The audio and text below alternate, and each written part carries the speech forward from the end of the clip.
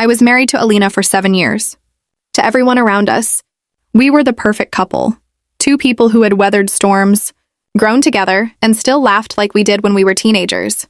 But behind closed doors, something had shifted. It started with the late-night texts. The phone flipped face down, her quick smile followed by a "just work stuff."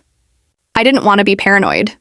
I convinced myself that love meant trust, that maybe I was overthinking, but my gut wouldn't shut up. One evening, I stayed home from a work trip unexpectedly. I didn't tell her. I walked in at 9:30 p.m., quiet, almost nervous. Her phone buzzed on the kitchen counter. I don't know what made me look. Maybe I already knew. It was a message from someone saved as Marcus Work. You're all I think about when I'm in bed alone. Last night was perfect. I miss you already. I didn't explode. I didn't throw the phone or wake her up yelling. I just stood there. I read the thread. It had been going on for 3 months. Weekend getaways, office trips that were lies she told while I cooked her dinner, massaged her feet after work, or talked about baby names she pretended to care about. That night, I slept on the couch. The next morning, I didn't confront her. I made breakfast. I kissed her forehead. I smiled while my soul shattered. Then I left for work. But I wasn't going to stay quiet forever. That weekend, I invited her parents, my parents, and a couple of close friends over for dinner. She thought I was just being sweet. I let her laugh, pour wine, play the perfect hostess.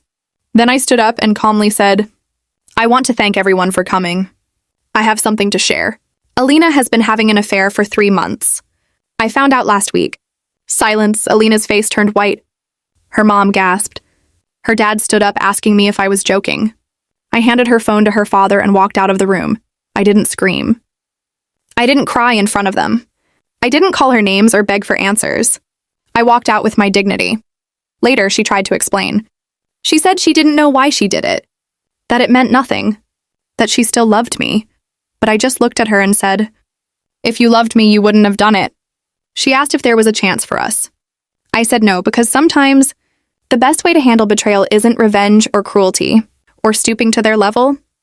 It's walking away with your head high, with your soul intact. Even if your heart is broken, even if you're bleeding inside, you walk away. I filed for divorce quietly.